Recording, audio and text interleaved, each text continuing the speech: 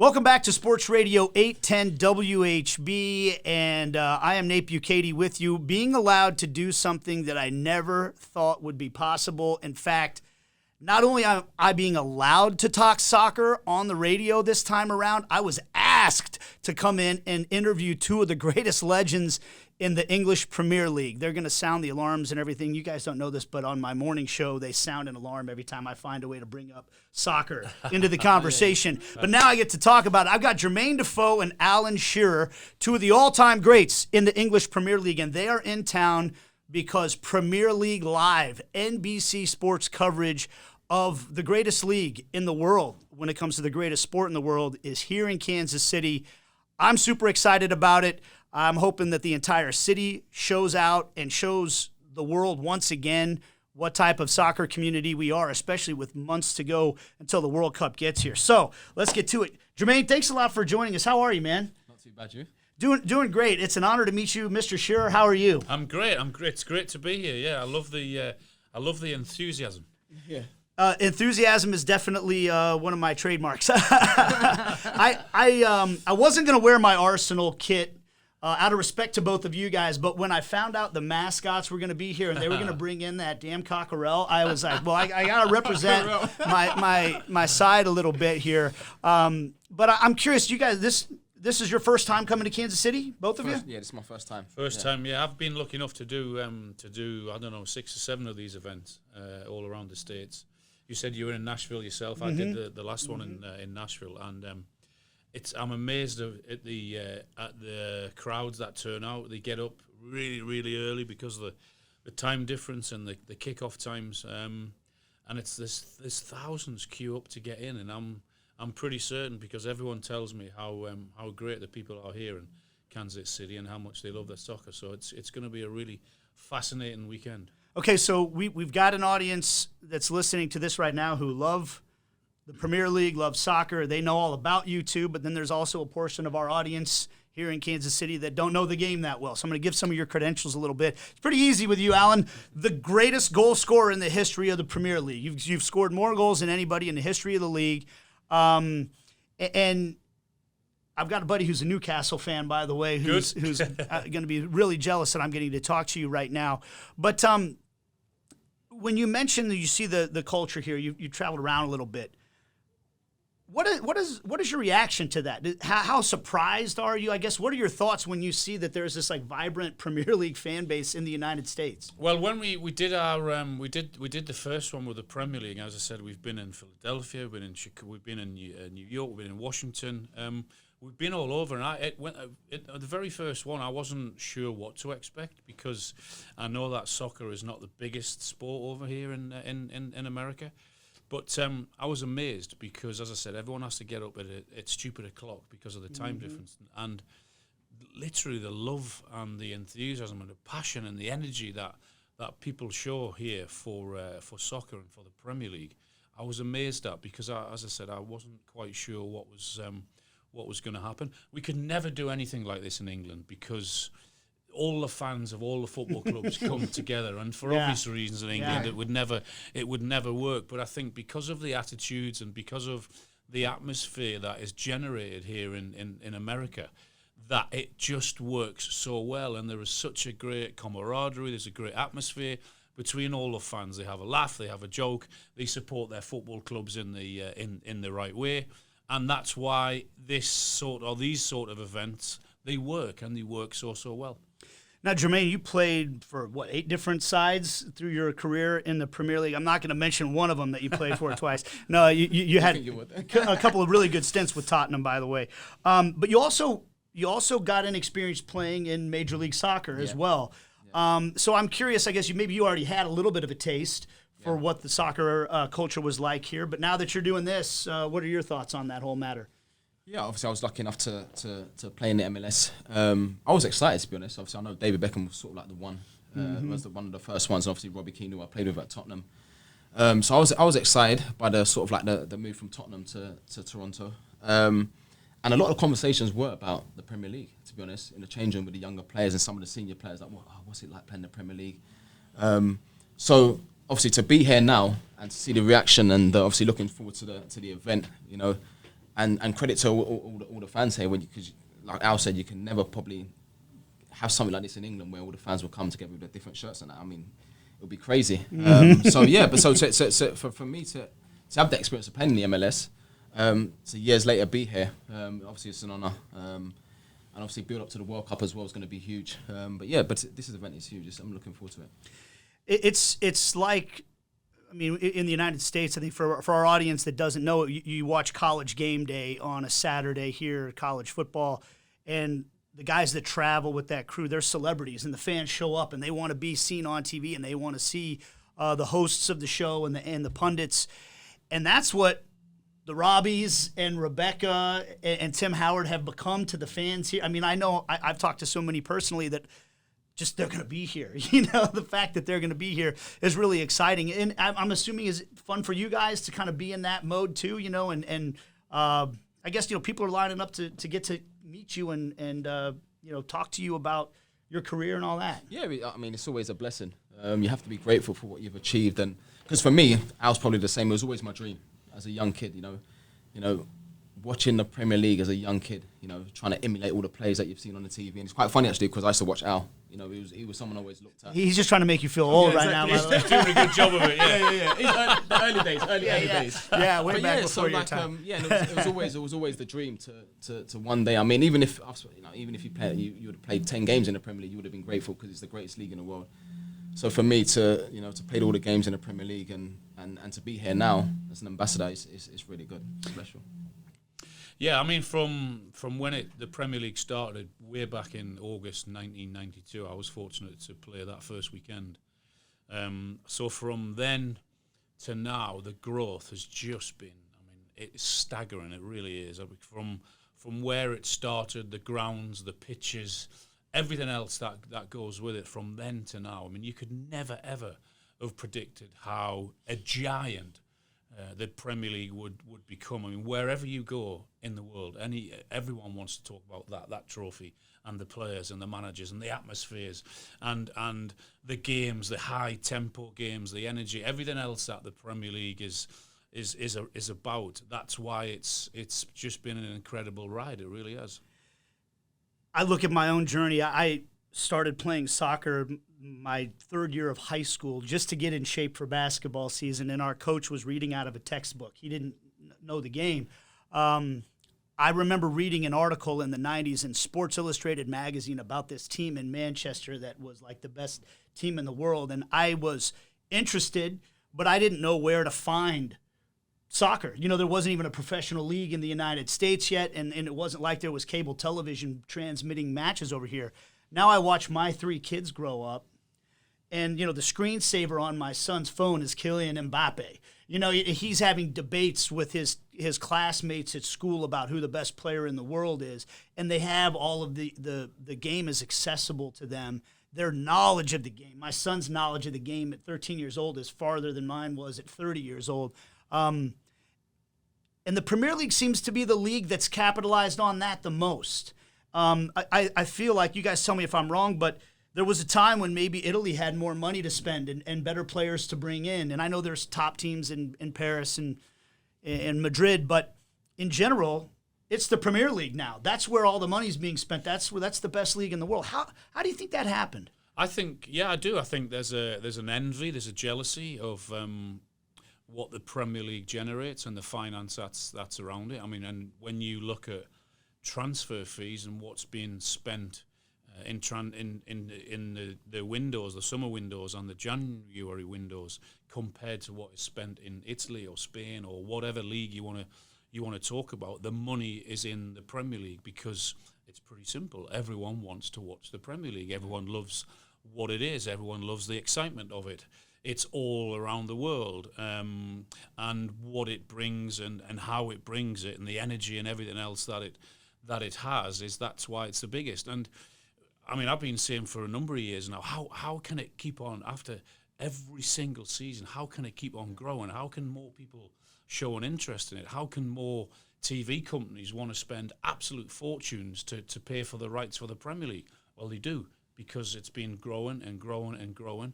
And that's why the salaries are there. That's why the transfer fees are there in the league, because of everything that it brings. It's the whole package. Yeah, I just think it's like I echo what Al said there about, you know, it just keeps growing.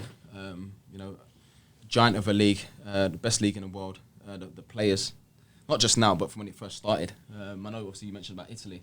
I remember on a Sunday, it was the Gazzetta football. Something used to watch the Italian league and stuff like that.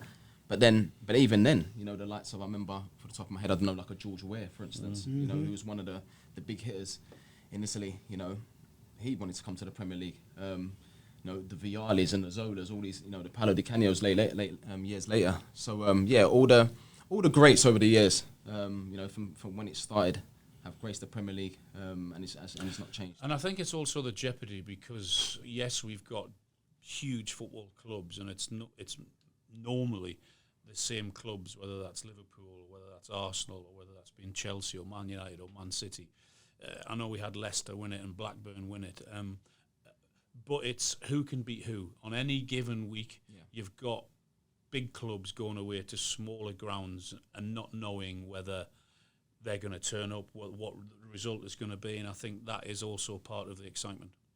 Yeah, the depth of talent, of quality sides. I mean, you talk about Newcastle as a side that's good enough to play in European competitions, and I'm trying to Aston Villa, you know, and I know those are clubs with rich histories as well. Yeah. I don't mean to belittle them in any way, shape, or form, but even Fulham, you know, is a side that can compete. It really is interesting the way that because in other leagues you don't have that, right? Yeah, you have 2 or 3 sides that are relevant, and everybody else is just kind of there. But even when you look at the infrastructure, for instance, like obviously I was at Tottenham for 9 years. 2 spells. You look at the stadium now in the training grounds. I was back there for 2 years in the academy coaching, finished off my badges. And what these young players, we talk about obviously at the top level in the first teams, but even at academy levels now, you go to a lot of the academies in England, you know, at Premier League level, and some of the academies are unbelievable. You know, what they get in terms of the training grounds and, you know, the top coaches, you know, everything's sort of like best in class. And it just goes all the way through into the first team. So it's just, like Al said, it just keeps getting bigger and bigger. Okay, so a couple things these guys had to suffer through, me giving them a little bit of a history lesson on Kansas City and a tour of the building. I'll give you one more that's interesting. The sports architecture hub of the world is Kansas City. The industry of sports architecture was founded here. Tottenham Hotspur Stadium was designed by an architecture firm from Kansas City, the biggest in the world. It's called Populous. They also designed Wembley, the Emirates. Serious? Out of the 16 stadiums that are going to be used in the World Cup next year, 10 of them were designed by architecture firms from Kansas City. I think you dropped nicely there, talking about the infrastructure, and then you just that's brilliant. Yeah, and look, we've got Children's Mercy Park, where Sporting Kansas City plays, was the first ever state-of-the-art soccer stadium in the United States. And now there's 21 of them, and because the rest of the league realized, everybody said they were crazy to build it because nobody goes to soccer games in the U.S., but they built it and people showed up. And now, with the Kansas City Current, we've got the first ever professional specific women's soccer stadium in the world. So we do some cool things here, you know, and we hope have you guys tried the barbecue yet? Have you had a chance? Talking about the barbecue, actually. Okay. We've only been here for probably 12 hours, maybe wow. 18 hours. Okay. The number of people that have said to us about the barbecue, we're going to have to try it before we go. I'm happy to give you guys recommendations as you go along.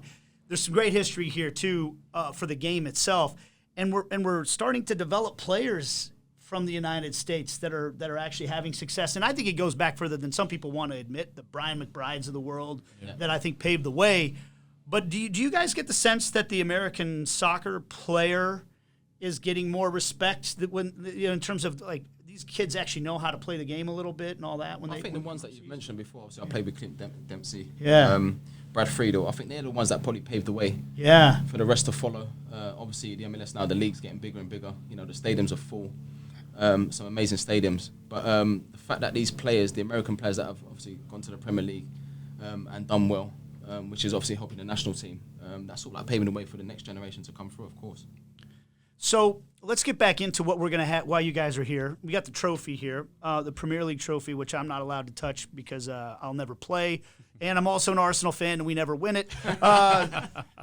The Invincible season was a couple years ago now. Couple, yeah. I played against that team. Do my Gunners have a chance this year? Do you guys? I mean, I know they already lost to Liverpool, but do they have a shot? We spoke before, didn't we, about obviously the signings. The Eze one was a big one for me. Yeah. Obviously, Joko just sent it forward. I think that's the one that you saw like crying out for. I can't remember a time where there's been so much pressure on a number 9. Obviously, you have come second and been so close, and the noise around Arsenal is right. All we need is a number 9. Once we get that number 9, then we win the league. So, all right, let me ask the greatest number 9 in the history of the league, though. I feel like that's oversimplifying why Arsenal didn't win last year. Is it all about that? That's for me. That was the main reason. I think you've needed a centre forward who can get you 25 or 30 goals. I think that's been key, and also I think where you suffered last year is that in terms of the squad depth. Which you can't argue about now. I mean, I think you've made some wonderful signings.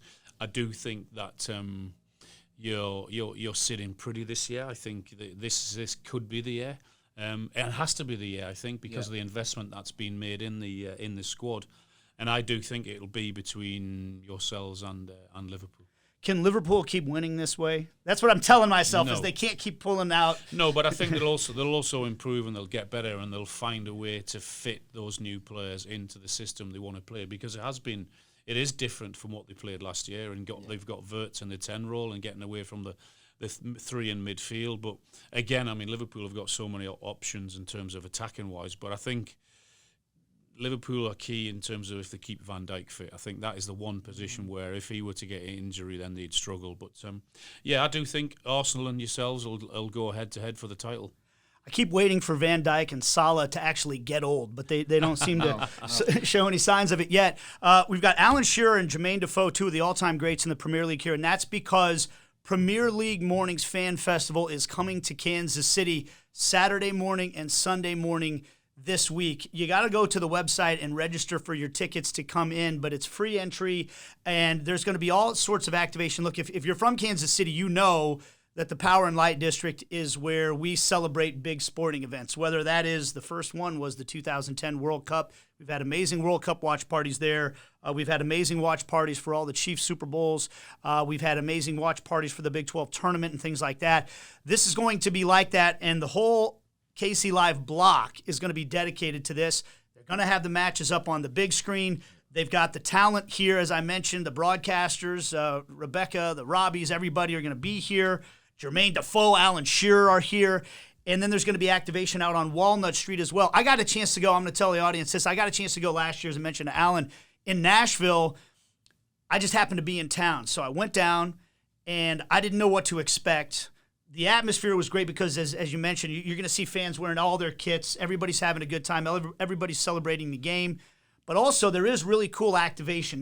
There's different displays and booths, and you can buy jerseys. You can take pictures with cutouts of different players that are your favorites. You can see the Premier League trophy. Get your picture taken with it. You can. Don't Yes, miss out, dude. Don't miss absolutely. out. Thousands of fans. You can't touch it, but you can get your picture taken with it. You can only touch it if you've won it. Yeah, man. That is something else.